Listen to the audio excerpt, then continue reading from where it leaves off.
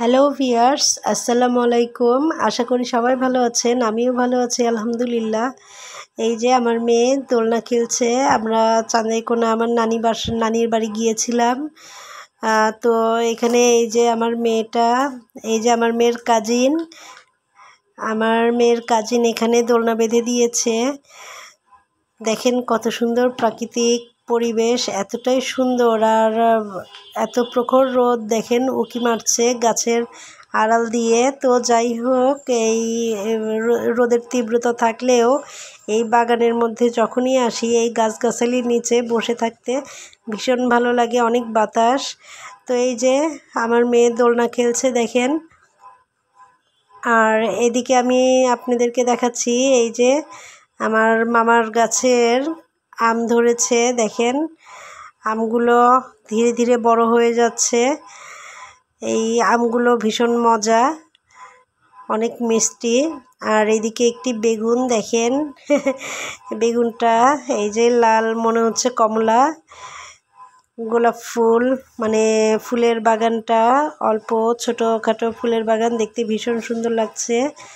আমি আবারও এসে দেখি যে আমার মেয়ে আবারও এসে দোলনা খেলছে, এবং এই দোলনাটা দেখে মনে হচ্ছে যে ছিঁড়ে পড়ে যাবে, আসলে তা নয়। কাপড়টা ভীষণ শক্ত ছিল, যার কারণে ওরা দুজন উঠে যে দোলনা খেলছিল, কিন্তু ছেঁড়ার কোনো ভয় ছিল না। আমি দেখেছি, কিন্তু এমনি দেখে মনে হচ্ছে যে অনেক ছিঁড়ে যাবে। আপনারা সবাই কেমন আছেন? আশা করছি ভালো আছেন। আমরা সবাই ভালো আছি। আমার ফুপি লাইক করবেন, সাবস্ক্রাইব করবেন, কমেন্ট করবেন। এই দেখুন আমরা দোলনা খেলবো। দেখি আনসা বলি, এটা আমার ফুফাতো বোন আনসা। আমার নাম হুমায়রা রহমান সাবামনি। আমি এখন দোলনা খেলবো।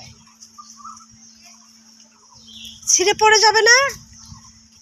তোমাদের কাপড়টা তো অনেক ছোট মানে শক্ত শক্ত আছে। বেঁধেছি। আম্মু, তুমি কি মজা পেয়েছো? হ্যাঁ, অনেক মজা। আর এদিকে বাড়িতে এসে দেখছি আমার ছোট ভাগ্নিটাকে আমার আম্মু নাড়ুয়া করে দিচ্ছে, একদম চুলগুলো ফেলে দিবে।